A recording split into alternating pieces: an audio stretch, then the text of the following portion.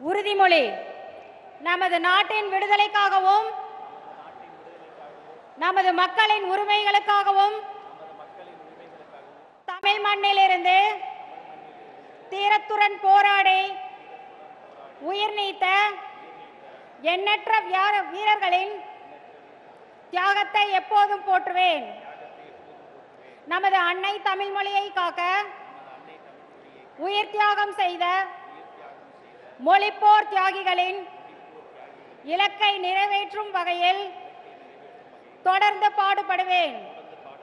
இந்திய அரசியலமைப்பு சட்டத்தின் மீதும் இறையாண்மை மீதும் நம்பிக்கை வைத்து அனைவருடன் ஒற்றுமை, சகோதரத்துவம், மத நல்லிணக்கம், சமத்துவம் ஆகியவற்றை பேணிக் காக்கின்ற பொறுப்புள்ள தனி மனிதராக செயல்படுவேன்.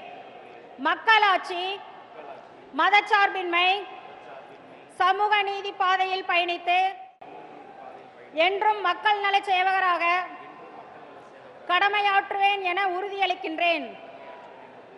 சாதி, மதம், பாலினம், பிறந்த இடம் ஆகியவற்றின் பெயரில் உள்ள வேற்றுமைகளை களைந்து மக்களிடையே விழிப்புணர்வை ஏற்படுத்தி அனைவருக்கும் சம வாய்ப்பு, சம உரிமை கிடைக்க பாடுபடுவேன்.